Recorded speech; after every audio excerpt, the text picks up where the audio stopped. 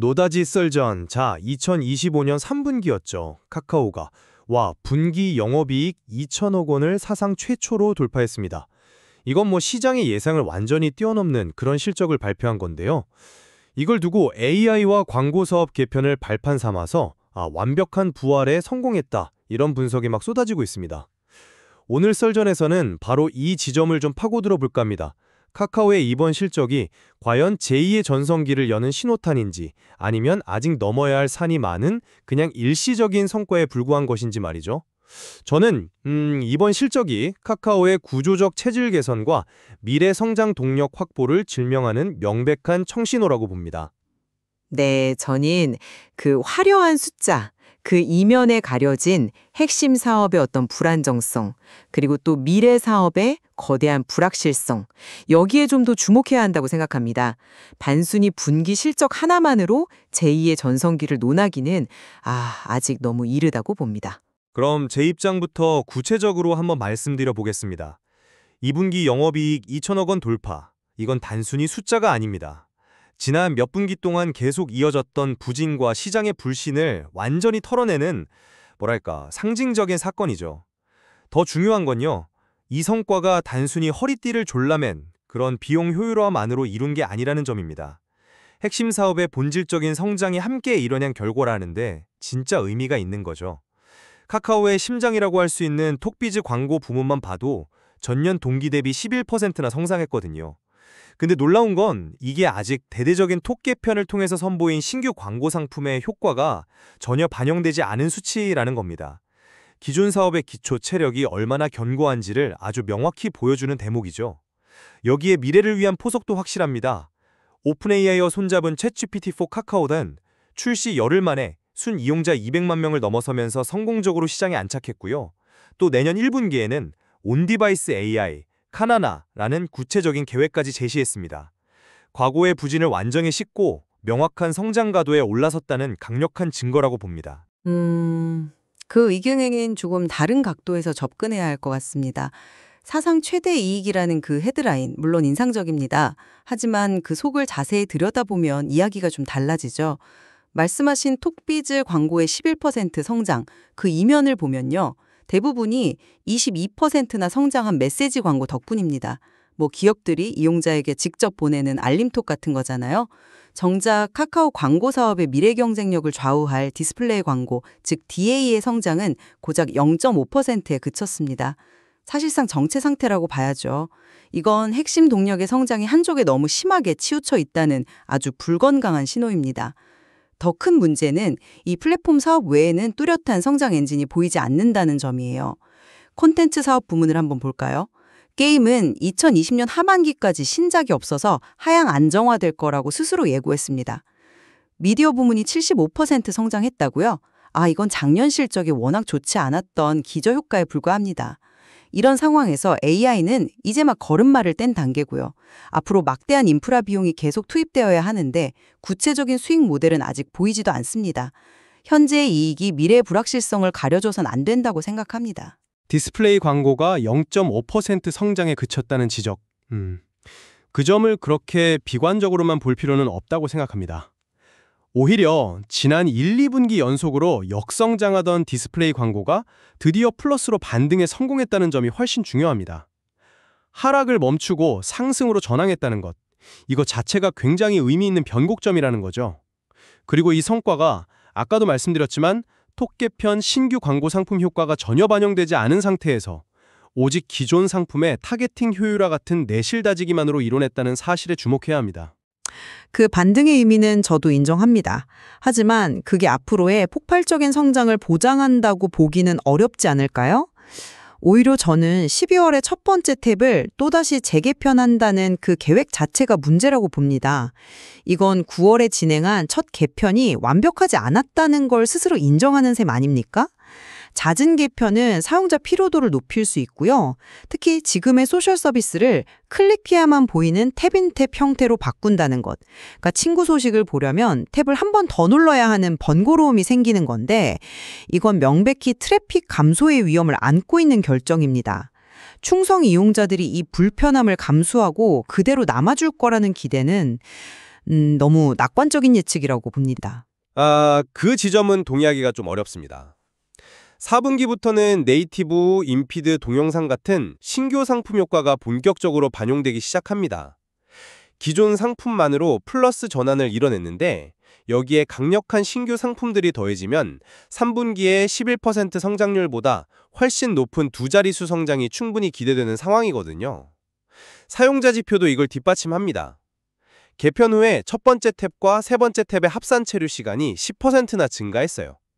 사용자가 더 오래 머문다는 건 광고를 노출할 수 있는 공간, 즉 인벤토리가 늘어난다는 뜻이고 이건 곧바로 매출 증대로 이어질 가장 확실한 근거입니다.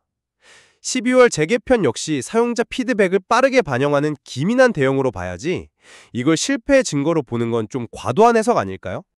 사용자들이 헤매는 시간까지 포함된 수치는 아닐까요? 그리고 지금 광고 인벤토리를 보면 콘텐츠 5개 이상 소비 시에만 광고 하나를 노출하는 식으로 굉장히 보수적으로 운영하고 있지 않습니까? 그만큼 사용자들의 광고 피로도에 대해서 카카오 스스로도 아주 조심스러워한다는 방증입니다. 이런 상황에서 4분기 성장에 대한 기대감은 글쎄요, 아직 실현되지 않은 미래일 뿐이죠. 현재 드러난 사실은 질적 성장을 담보하는 디스플레이 광고는 멈춰있고 이용자 불편을 유발할 수 있는 메시지 광고에 과도하게 의존하는 그런 불균형한 성장 구조를 보이고 있다는 점입니다. 이 구조적 문제를 해결하지 않고 미래의 청사진만 이야기하는 건 좀 시기상조 아닐까요? 톡비즈의 단기적인 성과에 대해서는 의견이 좀 갈리는군요. 하지만 저는 이번 실적의 진짜 의미는 과거의 수익원을 지키는 것을 넘어서 AI라는 완전히 새로운 성장 동력을 구체화했다는 데 있다고 봅니다. 이 점은 어떻게 보십니까? 저는 카카오의 AI 전략이 굉장히 영리하다고 생각하는데요. 챗GPT4 카카오는 오픈 AI와의 협력을 통해서 개발 비용과 시간을 크게 절약하면서도 출시 초기에 무려 300만 명의 사용자를 빠르게 확보하면서 시장에 안착했습니다. 이건 향후 유력 구독 모델의 성공 가능성을 충분히 보여주는 아주 긍정적인 신호입니다. 네, 그 성공적인 안착이라는 표현에는 동의합니다. 하지만 그건 결국 오픈 AI에 대한 기술적 종속과 수익 공유라는 명백한 한계를 가지고 있는 겁니다. 우리만의 독자적인 기술력이 아닌 이상 시장의 주도권을 잡기는 어렵습니다. 이건 마치 우리가 아주 멋진 건물을 지었는데 그 건물이 서 있는 땅의 주인이 다른 사람인 것과 마찬가지예요. 언제든 주인이 임대료를 올리거나 나가라고 할 수 있는 그런 위험을 안고 가는 거죠. 단기적으로 사용자를 모으는 데는 성공했을지 몰라도 장기적인 수익원으로 자리 잡을지는 완전히 다른 문제입니다. 그 지적은 흥미롭습니다만 저는 좀 다르게 생각합니다. 챗GPT4 카카오는 시작일 뿐입니다. 더 중요한 것은 바로 온디바이스 AI 카나나의 수익 모델이죠. 이용자에게 직접 과금하는 방식이 아니라는 점이 핵심이거든요. AI 에이전트가 이용자를 대신해서 택시를 호출하거나 상품을 결제하는 등의 거래를 일으킬 때 그 파트너사인 카카오 모빌리티나 카카오페이로부터 수수료를 받는 B2B2C 모델을 지향합니다. 이것이야말로 사용자 저항 없이 자연스럽게 AI 생태계를 확장할 수 있는 최적의 방식이라고 봅니다. AI 관련 인프라 비용 증가는 미래를 위한 당연한 투자고요. 단기 수익화에 급급하지 않고 사용자 경험을 우선시하면서 기반을 다지는 이런 장기적인 관점은 매우 긍정적으로 평가해야 합니다. 아직 실현되지 않은 그럴듯한 아이디어일 뿐입니다. 모빌리티, 페이, 커머스 같은 수많은 파트너사들을 이 생태계 안으로 끌어들이고 또 이들이 기꺼이 카카오의 수수료를 지불하게 만드는 것이 얼마나 어려운 일인지 생각해야 합니다. 예를 들어서 사용자가 카나나를 통해 택시를 부르는 것이 카카오티 앱을 직접 켜서 부르는 것보다 압도적으로 편하고 좋아야만 의미가 있는 거잖아요. 과연 카카오의 AI 기술이 그 정도 수준에 도달했을까요? 또 파트너사들은 이미 확보한 고객을 통해 발생하는 매출의 일부를 수수료로 내놓으려고 할까요? 카카오 스스로도 내년에 카나나 서치를 출시한 후 수익화를 진행해도 늦지 않다고 말하지 않았습니까? 이건 현재로서는 AI가 수익에 전혀 기여하지 못하고 비용만 발생시키고 있다는 사실을 스스로 인정하는 셈입니다. 이 막대한 투자가 언제 어떻게 결실을 볼지는 아무도 모르는 일이죠. 그건 너무 단기적인 시각입니다. 당장 수익이 나지 않는다고 해서 비용 먹는 하마로 폄하할 수는 없죠. 구글 검색이나 유튜브도 초기에는 막대한 비용을 쏟아부으면서 수익 모델 없이 사용자 경험을 쌓는 데 집중했습니다. 그렇게 탄탄한 사용자 기반과 습관이 형성되고 나니까 그 위에 광고라는 강력한 비즈니스 모델을 얹을 수 있었던 것 아닙니까? AI 서비스 초기에는 광고를 배제하고 좋은 사용자 경험을 쌓는 데 집중하는 것이 오히려 올바른 전략입니다. 그렇게 사용자들의 일상에 카나나가 자연스럽게 녹아들면 그 위에 다양한 비즈니스 모델을 적용하는 것은 시간 문제일 뿐이라고 생각합니다. 위대한 비전이 실현되려면 엄청난 시간과 자본이 필요합니다. 그렇다면 현재 카카오의 기초 체력은 그 긴 시간을 버틸 만큼 튼튼하다고 보십니까? 비용 통제 분명 성공적으로 보입니다.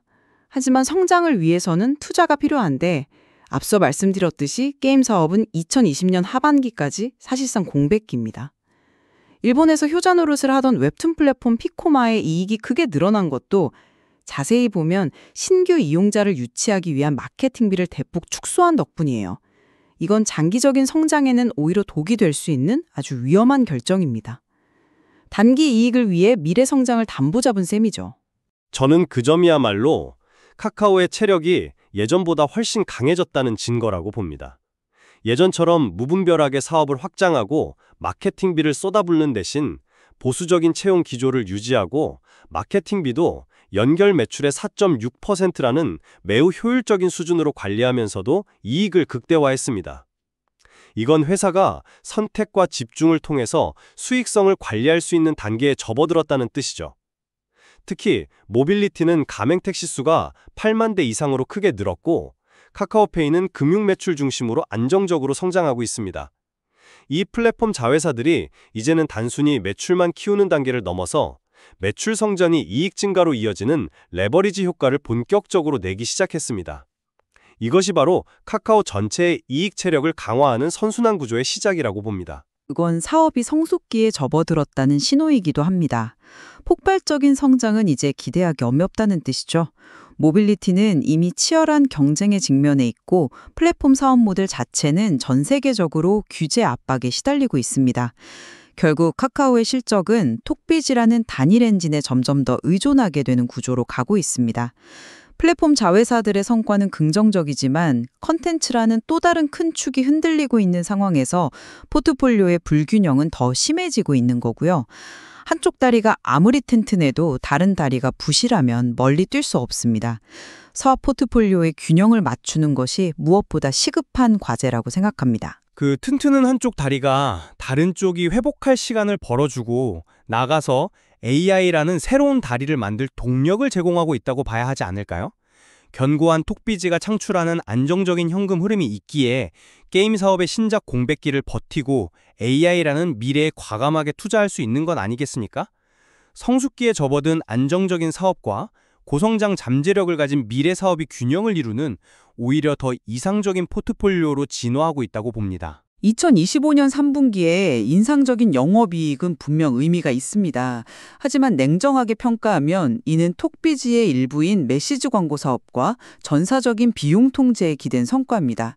디스플레이 광고의 정체, 컨텐츠 사업의 부진, 그리고 막대한 투자가 필요한 AI 사업의 불확실성은 여전히 카카오가 짊어진 큰 위험 요인으로 남아 있습니다.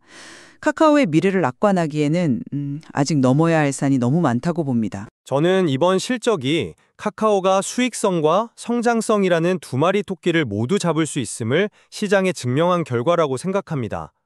견고한 톡비즈를 기반으로 4분기에는 신규 광고 상품 효과가 더해져서 더 큰 성장이 예고되어 있고요. 또 카라나모 대표되는 AI 사업이라는 확실한 미래 비전과 구체적인 실행 계획을 통해 지속 가능한 성장의 발판을 마련했습니다. 제2의 전성기를 향한 출발은 이미 시작됐다고 확신합니다. 결국 카카오의 미래는 4분기에 본격화될 톡비즈 개편이 사용자의 피로감을 이겨내고 실질적인 매출 성장으로 이어질 수 있을지, 그리고 카나나로 대표되는 AI 사업이 어떻게 사용자들의 일상에 스며들어서 구체적인 가치를 창출해내느냐에 달려있을 겁니다. 오늘 논의를 통해 시청자 여러분께서도 카카오의 미래를 다각도로 전망해보는 계기가 되셨기를 바랍니다. 노다지 썰전이었습니다.